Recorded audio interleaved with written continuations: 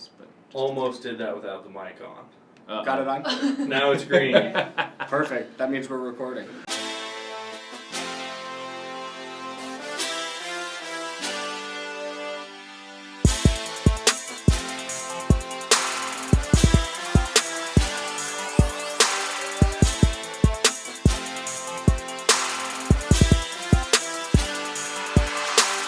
Yeah, right. Yeah. Danny Brown, and this is Skylar Irvine. Over here we've got Jillian. She is fantastic. All right, so this is the Myriad show. We're trying something new. We got a lot of frequently asked questions that we're getting, so we wanted to put them together in a little bit of an organized way, get them answered, have a little fun on a Friday. We don't know when this will be posting, but it's Friday at the office, so we're gonna answer a few questions, get them out there.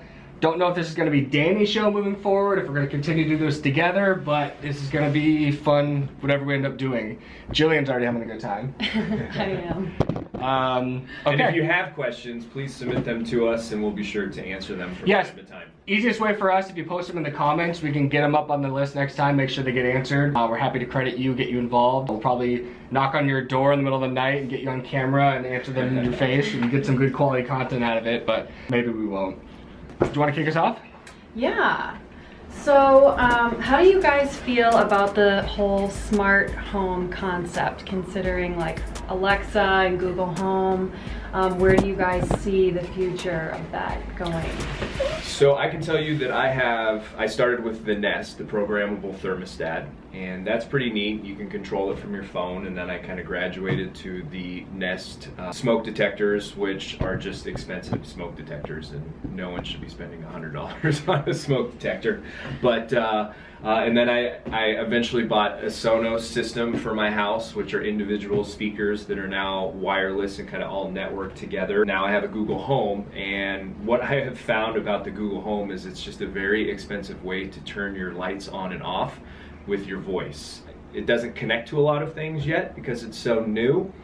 So that's kind of my thought process on the smart home and kind of where we're at. Yeah, I think on a Facebook page, I just posted an article talking about how Alexa just announced its 10,000th thing that it can do, but the article says the 10,000th useless thing it can do. Yeah. Because it really doesn't do much yet. In general, I have a hard time not seeing the smart home feel a lot like how the last 10 years car companies spent a lot of money on trying to generate their own tech to put inside the car, to where it's so incompatible with what the tech you already use. Anytime you have to learn a new software, you're starting from scratch, you have to learn how to use it. I use my phone everywhere I go. It's with me. When I go into my car, I just want to use my phone. I don't want to use my Jeep weird technology. Yeah. There's actually like a place on my steering wheel. I accidentally hit it every once in a while, and whatever Jeep's version of Siri pops up and asks me what my command is. And it takes me about 5 minutes to cancel. I just scream out cancel, and it says, I can't hear you, what did you want? And then it'll list out all of the things I can say.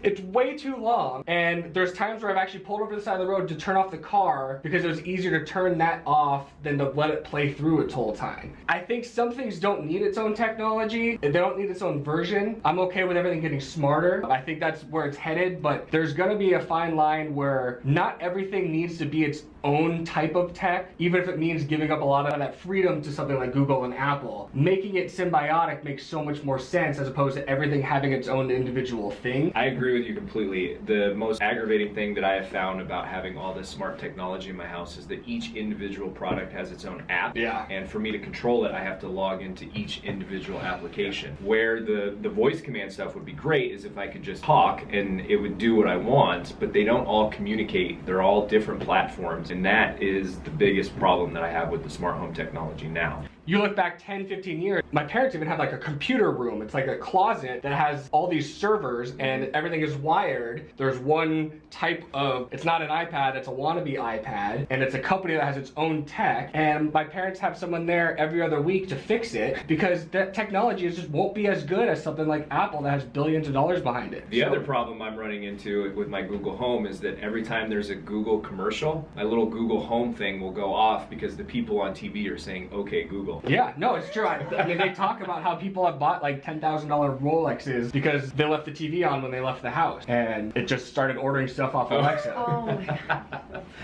Wow, that would be a big problem. Everything is going to get smarter. I'm reading a book called Inevitable, Kevin Kelly, and it talks about how AI is going to become like electricity is, where you're going to plug in and everyone's going to have access to AI like they do the internet. But it's not like we see it now. It's just everything that's out there is going to be able to get smart. Whether or not it's just like putting a shirt into the laundry and it already knows how to wash it perfectly, those things will automatically work. Those are the types of incremental changes that 25 years from now, it'll just be normal. But for us, it's kind of hard to imagine where it's actually headed. It's cool to be able to pull up to your house and think about the garage door opening when you show up. You don't have to open up the key. It reads whatever, either your body temperature or your cell phone in your pocket. When you walk in, the lights turn on, your favorite show's playing, those types of things where they're cool, but I think the big changes are going to be the things you can't really predict that just make life easier and save you more time. Well, think about, you brought up cars earlier, so when you walk up to your car and you don't have to pull the keys out of your pocket anymore, you just put your hand on the handle and it opens. I'm looking forward to when that happens with my front door and I can just walk up and it knows that it's me, either based on my phone or the house keys in my pocket, and I don't have to pull those keys out. So where smart tech is heading, and this is more than just the smart home, this is going to be, you could be traveling, go into your rental car, it'll do that, or go into your hotel room, you're not going to need a key anymore. And it's not going to be smart home technology, it's going to be mobile phone technology that's with you everywhere you go, and the whole world is going to get smarter. And it's cool to buy these things and put them in your home and have Alexa turn your lights on and off and pay $1,000 for that privilege. But a lot of this stuff I think is more of it's like an early adopter thing where it'll be cool for the people that like doing it, but it's not going to add value to the home or anything like that. Or it's going to be something that's going to be interchangeable. Anything that goes permanently in the home that is technologically connected, technology just changes too much. It's going to be outdated. Yeah, so the real tech is just going to be the stuff like as your phone upgrades, it'll do more stuff with things within your home, the smart home stuff. And it's comical to see how now Alexa and Google Home are going to turn into home phones. They're going to give it calling features. And it's like we just do a complete circle. It's like you get rid of home phones and now we're back to home phones. It's like I don't know that I want everyone in my house listening to my phone conversation anyway. So I'm not sure if that feature would really take off. No, I agree. I think you have to try everything and see what sticks. Yeah. What's the next topic? Well, I'm curious to know what you guys are watching right now and on what platforms. I guess what's your favorite platform? Netflix, Amazon, HBO, whatever. If you guys even watch TV anymore, like cable, or if you just stream. So we do all of the above. Alyssa and I enjoy our television, and we consistently talk about cutting the cord because we do get frustrated with Cox from time to time, but we have not. Part of the reason, I think, is that sometimes we just like to have TV on and just kind of mindless reruns, when if you cut the cord, you actually have to think about what you want to watch, and for whatever reason, that's a challenge for us. Yeah, we pay for TV, but we don't watch TV. That's where we're at right now. But I love Amazon Prime for their TV shows, the ones that they make. We love Netflix, and we also love HBO, so we love all three of them. Some shows that we just finished binge watching on Netflix, we just finished watching The OA. If you have an opportunity to watch it, I highly recommend it, and then maybe you can explain to me what you just watched, because I have no idea. See, that's a hard thing for someone to be like, well, yeah, what should I watch? What do I want to invest my time in? And for someone to say, yeah, it's really good, but could someone tell me what it was about? And I get that, I understand it, but it's like such an investment where like Lizzie and I just watched The Good Place, which was like a 22-minute show, 10 episodes, and it was the same person that did Parks and Recreation and wrote on The Office. Okay. And it's real cute and short and fun, and it's the perfect show for two people with two young kids who can find time here or there. Something like the OA, yeah, I want to watch it, but it's like to invest 10 plus hours only to end up being like, what happened? It's daunting. It's an 8-episode season. Okay. Each episode is an hour, although I think the first episode was probably an hour and a half. It felt like kind of a movie. And it's a sci-fi drama. It's really interesting. We just really enjoyed it, and it was one of those ones where we constantly wanted to watch the next episode to see what happens next. And, you know, of course I'm being a little facetious. I do know what the show is about, but it's definitely one of those ones where it's like, I can't wait for season 2 to see the storyline continue. We also just finished Lemony Snicket's series of unfortunate events on Netflix. That's with Neil Patrick Harris. Yeah, Neil Patrick Harris plays Count Olaf, and he makes the show. It is a lot of fun. I highly recommend watching that as well. So those are two that we just finished on Netflix. On Amazon Prime, we just finished watching Sneaky Pete, and that starred Giovanni Ribisi. and that is a fantastic show. It was so well received by Amazon that they have renewed it for a season 2, and it's the fastest show in Amazon's history to get a season 2. I think it was like the same week that it debuted. It sounds like good marketing and PR. For sure. That's been around three years. Fastest one in the history of our company. Oh, good point. With that being said, it was still a really good show. He is a con man who is in jail, and his cellmate basically tells him everything about his life as a kid growing up with his family, so that when Giovanni Ribisi gets out of prison, he assumes his cellmate's life to hide from an organized crime syndicate that is in New York. So it's super interesting, a lot of action. The first episode's a little vanilla because it was the pilot episode for CBS, but after you get through that first episode, it gets pretty intense and really enjoyable. Yeah, going back to where we watch things, we pay for channels, and I think Lizzie watches Bravo recorded episodes and maybe things that we've recorded on HBO, while we also have HBO Go app. So we haven't cut the cord, but if we were just starting out at this point, we probably wouldn't sign up. I think there's something more mentally about giving it up versus, well, I'm just not going to sign up for it, because we also use Netflix. I don't use Amazon Prime as much, just for whatever reason. Sometimes you just fall into one and you stick to it. So HBO Go app was one, and then Netflix. And when you have kids, Netflix is perfect because it has so much children's content. And then another thing that I'm spending way more time on as a consumer, and I pay for it, is YouTube. YouTube Red, I guess is what it's called, and it's maybe $10 a month. And I got it because I just wanted to watch YouTube without the commercials, and it makes YouTube so much easier to watch. I don't mind the $10. They also have original content on YouTube that I think is made for like I've never watched anything that they had generated. So YouTube now generates its own content? Has its own content and its its own shows, but it looks like it's targeted for teens. But okay. YouTube is another great thing for kids. The problem is if Annabelle gets a hold of my phone and watches YouTube on my phone, 10 minutes later, all of my suggested content are like these Dutch cartoons with like weird translations on it. It's like, I don't know how you found this in 10 minutes. So then YouTube Kids has its own app, which is good because you can give it to the kids and they only see cartoons for the most part. But I'm curious, as someone who probably never lived in your own place where you had a home phone, where do you watch where are you consuming content? Definitely, it's mostly Netflix and Amazon Prime, but I think there's definitely something to what you said about like if you're gonna watch something on one of those, you have to pick, you have to like commit to choosing a show or a movie, and so we do have like basic cable. Okay. Do you watch it? Yeah, okay. We do. Like there are shows like weekly. Like my roommate and I love Jane the Virgin. It's a great show. Okay. So we like that on Monday nights, but yeah, I mean, other than that, it's like sometimes random channels will like have a movie on, and it's nice to just like put it on while you're. I know you hate to right? say like the mindless stuff, but like it's Yeah. nice to have stuff in the background where Yeah, We totally is. We love reruns of South Park, and I know that Yeah. if you have Hulu, you can watch reruns of South Park, but you still have to choose. Well, that's why the radio is still around. Yeah. It's like, yeah, you can have customized playlists, but at some point you're like, I just want to stop making decisions. Like, tell me Yeah. what to Right? listen to. I make decisions all day. Yeah. I want somebody else to make decisions for me going forward. No, and that like there's always going to be value there, but it's just kind of like Scale less back. popular. Because like we were talking about the Oscars. I guess they're Sunday. Lizzie and I earlier this year were like, let's watch all the Oscars movies this year, and then we'll be involved. One Oscars movie later, it's like, oh shit, the Oscars are in 3 days. We've seen one movie. I hear La La Land's gonna win. We every saw day. La La Land. That's the one we saw. It was It good. was So good, yeah, I hope yeah. it wins because I know what it's about. I haven't seen it, but I hear Ryan Gosling cannot sing. I disagree. I Yeah? thought he was pretty good. I mean, he wasn't terrible. Oh. Like, I wasn't like, oh. That's the benchmark now. Yeah. Not being terrible. As long as you're good looking. I mean, Yeah. well, no, I really didn't He is think that. he The was Mendoza that bad. line. Yeah, The good yeah, looking. he's and- Was dreamy. it him though singing? Yeah. Yeah. Oh, Yeah. okay. Yeah, well then I really didn't think he was bad No. because I thought it was like, a good maybe maybe like someone else was singing for him. Yeah. I think Keanu Reeves should be up for Best Actor in John Wick 2. Yeah. It I still need to see that. was pretty phenomenal. Is he not? No. How is he not? I know. Maybe it'll be next year because it Yeah, just came out. It just came out. Yeah, I'm signing me up for 3 prequels and a 10 movie series of John Wick.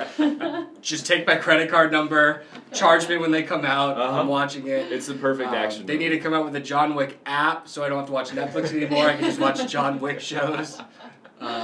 I feel like basically that movie was made for me. Yeah. Like they just took everything. You can go to the like in suit movie. store and go to the John Wick section and get everything tactical. Yes.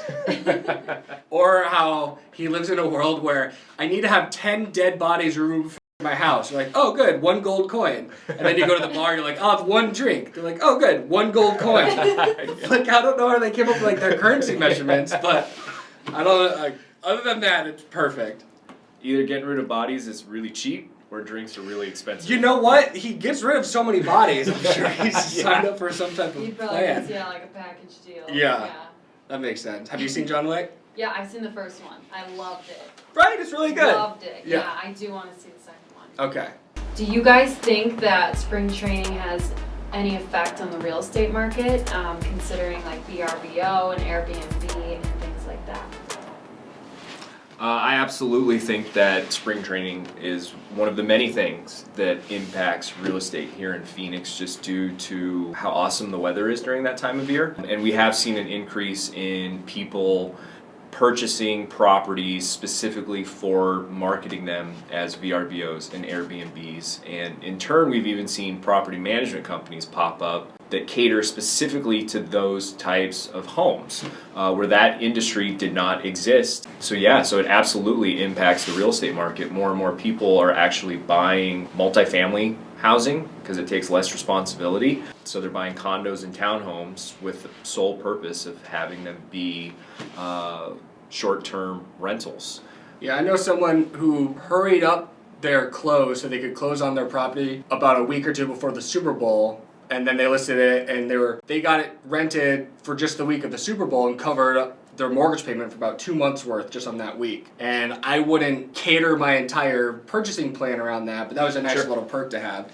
Anything that brings a lot of people into town is always good. It brings more eyeballs, increases the chances of things happening. I wouldn't want to tell someone it would be a good industry or business to get into, buying something with the intention of doing short-term rentals. It is something that makes money and there is value there. It's one of those things that all it takes is one piece of legislation to put you out of business. Sure. I know there's a lot of people fighting the short-term rental market. There's a lot of homeowners associations that Exactly. specifically have it written into... Most HOAs don't allow it whatsoever. Yeah, anything shorter than 30 days they consider that they don't allow. Now, many people are breaking those rules, but if you get found out, then you could be fined by the Yeah, it's kind of a gray area at this associations. moment. It's a little unregulated, but as more money goes into that industry, it's gonna be interesting to see how people fight back. I mean, it sounds silly, but like the whole hotel industry is gonna lobby against a lot of these things. Just like the taxi cabs lobbying against Uber and Lyft. Yeah, but it brings a lot of money to the economy. A lot of more people are out here. It increases the amount of people that are looking at properties, even if they're not people that are necessarily going to buy the house. It does bump up the entire real estate industry for the short term. And it's not just spring training, it's the weather, it's the snowbirds, it's golf season, but spring training gets a lot of the credit, I'd say. The one thing I always point out to people that are considering going that route is that you will have a pretty high vacancy rate, and you have to plan for those months where you're not bringing any money in. Basically, June through October, you either have to charge very little per month or just expect it to sit empty. The population of Phoenix just goes down when it's so hot out. Yeah, typically you'll see the people that do the vacation homes, what it costs per rent per week is what you'll get per month in the off season. And then this is something I would talk to a CPA about if you're actually doing it, but something as little as, I'll just stay in it for a couple weeks in the summer on my own, it would be a place I could stay in. Once you stay in a vacation rental, it impacts your tax implications pretty significantly as far as being a full-time investment property. It not only becomes a part-time investment property, so some of those losses you won't really get to take advantage of if you stay in those things. So that's something that a lot of people don't take into consideration when they think, I'll buy a great vacation home over here, and then I can stay in it part of the year and pay for it the rest of the year. Something to consider. I think that's probably one of those things that I wouldn't tell my accountant. No, you tell your accountant, not the IRS. Oh, yeah, there you go. Then they help you hide it better, I guess. Have you been to spring training yet? No, I haven't. Are you going to any games? I hope to. I'm sure I will. Yeah. But yeah. It's a big party. It's a lot of fun. Yeah. Yeah. Do you watch baseball? No. Yeah. Neither I'm do not a people at baseball spring training fan. games. Nobody else does either. I've heard it's kind of like same concept as the Phoenix parties open. It's- like, yeah. if you don't like golf, it's fine. Yeah, You it's a still big want- party, and there's some people Yeah. playing golf over here. Right. Spring training is a big party, and I guess there's some guys playing baseball. Right. Yeah. Some people playing golf at spring training too. Yeah. So That's cool. funny. Well, that does it, right, for our first episode of whatever this is. Yeah. Yeah. A lot of editing. A lot of editing. Yeah. Hope you enjoyed it. Give us your comments, give us your feedback, ways to make it better, ways that we suck, questions that you might have. And any shows that we should be watching. Yes. Especially if you have 2 kids and a short attention span. All right. Yay!